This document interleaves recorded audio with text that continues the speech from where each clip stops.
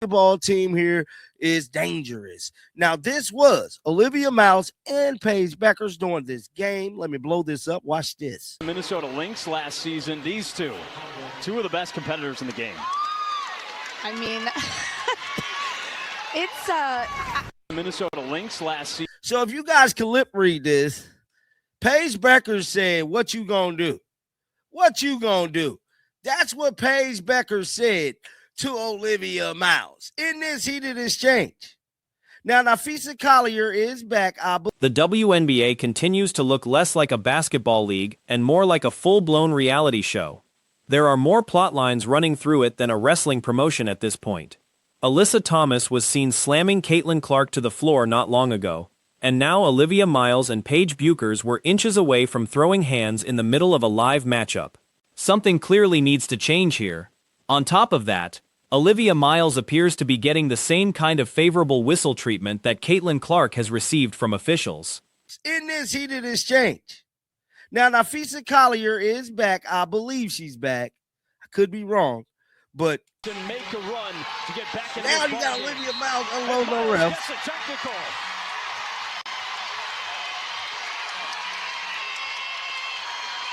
Oh no, B ain't back. B ain't back. Pendulum swings back That in was the Kayla. direction That of was Dallas Kayla McBride. My to bad. make a run.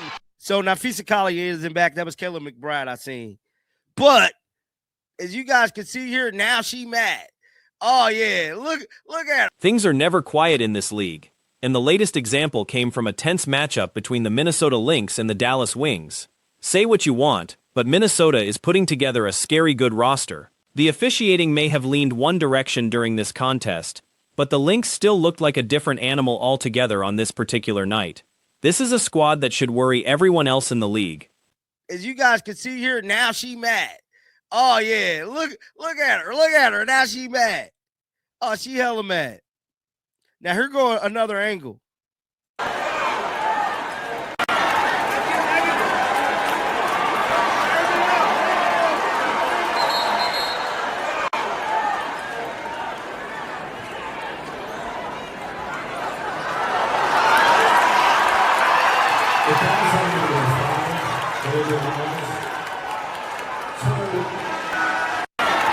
The clip in question shows Olivia Miles and Paige Bueckers locked in a heated face-off.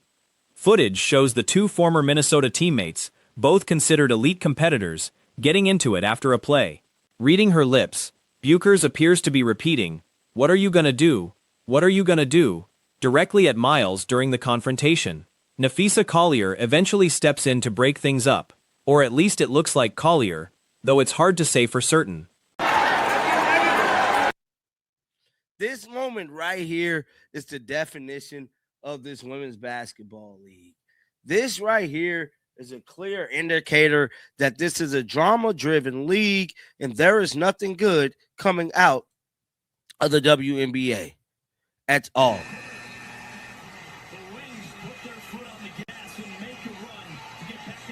Arguing with the ref. Olivia Miles. Someone is heard telling Miles to watch her mouth. Turns out that wasn't Collier at all. That was actually Kayla McBride stepping in. Miles is visibly furious in the replay, practically seething as the cameras catch her reaction from another camera angle. This single incident captures everything people associate with this version of women's pro basketball. Arguing with the ref. Olivia Miles. AZ Fudd taking a hard fall after recording the block on Olivia Miles. This was a bloodbath game. Watch this, y'all. You can't tell me this ain't WWE. Her own teammate hit her with the super kick, bro. Watch AZ Fudd on this one, dog. Look at this. Boom. Come on, bro. It's a league fueled by conflict, and not much positive seems to be coming out of it lately. The Wings bench can be seen arguing with officials on the sideline. Olivia Miles then takes a rough tumble to the floor right after a blocked shot, and the person delivering that block was her own teammate.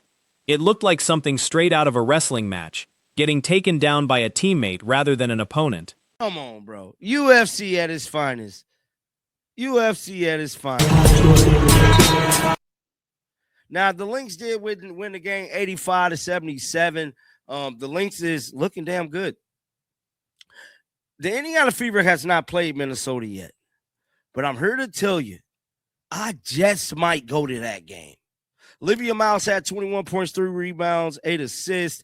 Let's see how she falls down. Miles kicks. The footwork on that particular sequence deserves a second look. It resembled something out of a combat sports highlight reel. Minnesota came away with the win, taking the contest 85-77, and the Lynx are proving they're a serious problem for the rest of the league. Indiana hasn't faced this Minnesota squad yet this season, but that's a matchup worth circling on the calendar. Miles finished the night with 21 points, 3 boards, and 8 assists. Let's see how she falls down. Miles kicks. McBride. She hits it from down. Some resurgence of people's careers, if you will, and Shepherd really knocking it down. Miles points so far, 3 of 6 from the field. Miles finds a lane, tosses to the corner. Williams hits the 3. Gumawale covering Miles. Jelly off the glass. That was the board. That was nasty. Hold on. Jelly off the glass. Gumawale covering. Throughout the broadcast, she kept finding ways to score, driving to the basket, knocking down shots, and getting easy buckets in transition. Commentary noted Shepherd contributing offensively as well, and the box score showed Miles shooting 3 for 6 from the floor at one stretch. She connected on a pass that led to a corner 3, and the broadcast highlighted a defensive sequence where a teammate cleaned up a rebound on her behalf. The lead ballooned to 21 points for Minnesota at one stage as Dallas struggled badly defensively, with Miles repeatedly finding open looks. Covering Miles. Under and Jelly over. off the glass. That was Miles has the board. But they let her do it, though. Gets the screen. Where's she looking through here? Feed to Howard. Got to get stopped. How do they adjust on defense? Screen. She takes it. Rolls it intercept. It's a 21-point Minnesota lead. Dallas has struggled on a defensive end. Miles wide open. Bro, why do she get so many uncontested shots, bro? There was visible frustration over how frequently she was getting uncontested attempts. Comparisons were drawn to Indiana's earlier matchup with Dallas, where neither Clark nor Kelsey Mitchell found that same kind of easy access to the rim. Nobody's claiming the league is rigging anything, but the pattern looks suspicious enough to raise eyebrows. On the other side, Paige Bueckers had herself a strong outing too, putting up 25 points, 4 assists, 3 rebounds, and shooting 10 for 17 from the field. She pushed the pace in transition, fought through traffic to finish at the rim, and showed off some flashy ball handling on her way to the basket. Into the fandom, it's bad news across every single Indiana Fever social media post that's being put out there. Fans, this isn't last year. Caitlin Clark was getting hurt on and off, in and out of the lineup, till finally they went day to day, day to day, day to day. That's the other thing, by the way. Fans remember the stringing along last year just to keep fans engaged and watching because She stepped back for a 3 as Dallas clawed back into contention, then later drew a shooting foul on a tough drive. The Wings continued feeding her the ball, and she capitalized with more buckets down the stretch. Howard turned in a strong performance as well, finishing with 17 points and 13 rebounds, while Bueckers answered right back with another 3 of her own. Overall, Bueckers had an outstanding performance against Minnesota. just to keep fans engaged and watching, because let's be real. If we knew Caitlin Clark wasn't coming back last year, we wouldn't have watched last year's games. Well, I mean, we just wouldn't have. We'd have been like, nah, I'm good. But we kept thinking, oh, she's going to come back at the very end of the season, then we're making a playoff run. So we kept watching. Nope. That's not happening again. That's not happening again. My boy Ben Daniel said to me this morning, man, if a CBS game has less than 1 million viewers. Still, the broader takeaway is that this league is overloaded with controversy right now, and the officiating needs serious review. Several of the foul calls during this game were difficult to justify. Miles even picked up a technical foul simply for questioning a call. She's clearly playing at a high level right now, and Indiana is going to have its hands full whenever they finally face this Minnesota team.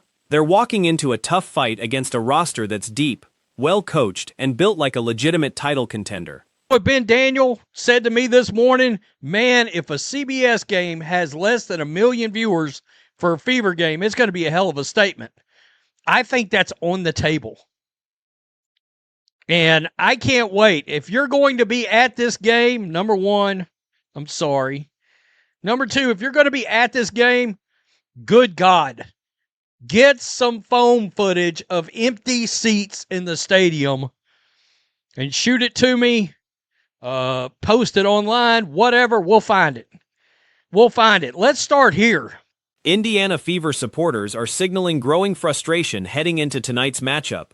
Coverage tonight will track audience reaction online, ticket numbers, and what fans are posting once the game wraps up. If the team loses, a follow-up reaction is expected, largely focused on how many seats stayed unfilled inside the venue. This stretch of the season looks nothing like last year. Post it online, whatever, we'll find it. We'll find it. Let's start here. This is the first, and we got a brand new post they just put up, not that pathetic post. This one about tonight's game. Woo! It's already getting racy. I mean, 255 likes, got 116 comments already. Wow. Here we go. Calling all Gamecocks. Is there any franchise that lacks more self-awareness than the Indiana Fever?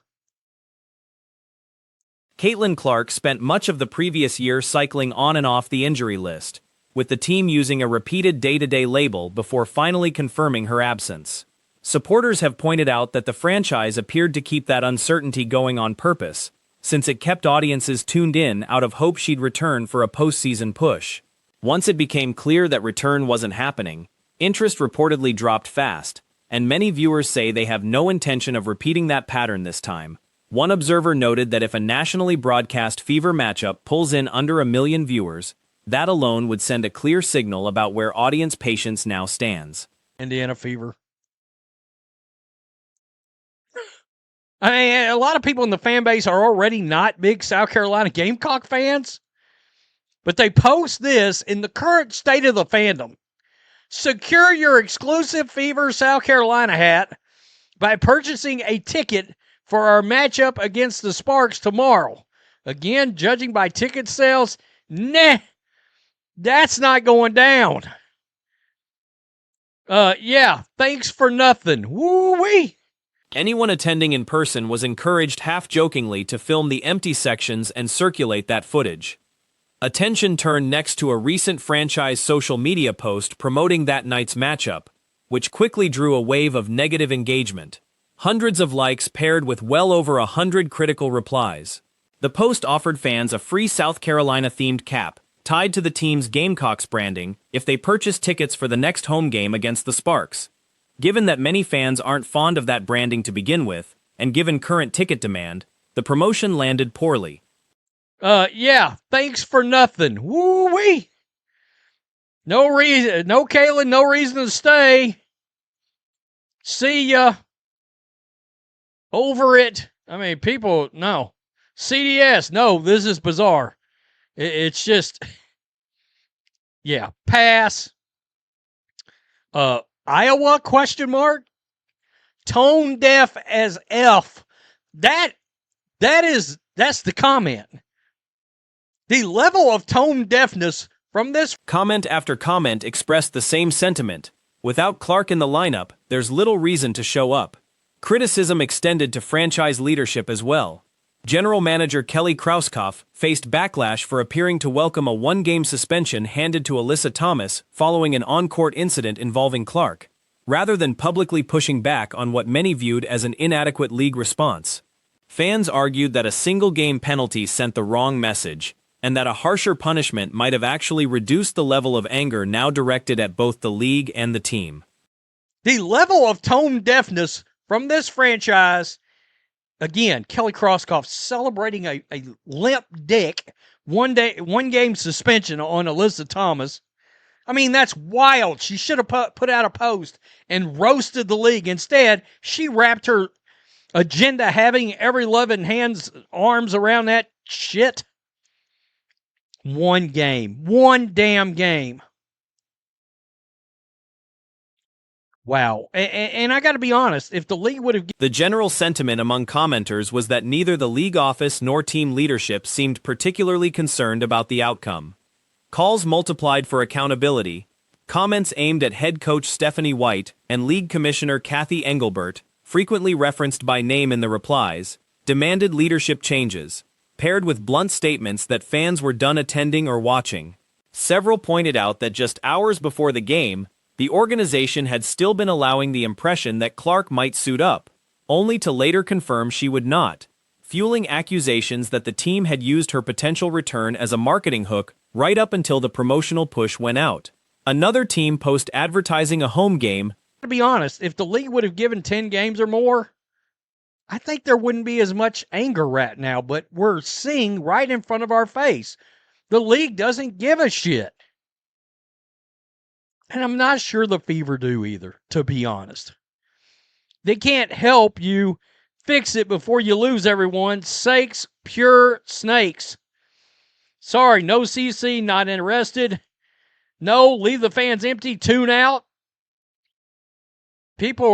Fans argued that consistent officiating around contact near the basket and on closeouts could have prevented a lot of this frustration in the first place, and several commenters referenced private jet travel paid for, in their view, off the popularity of a player the league failed to adequately protect. Commenters described tuning out for the first time in years and urged the organization to do a better job protecting its players going forward. The volume of angry replies continued to build, with users describing the suspension and surrounding officiating decisions as inconsistent, citing a list of incidents involving Clark, including a punch, a strike to the groin, being knocked to the ground, and a hit to the head, none of which drew penalties, while she allegedly continues to be whistled for ticky-tack fouls in return.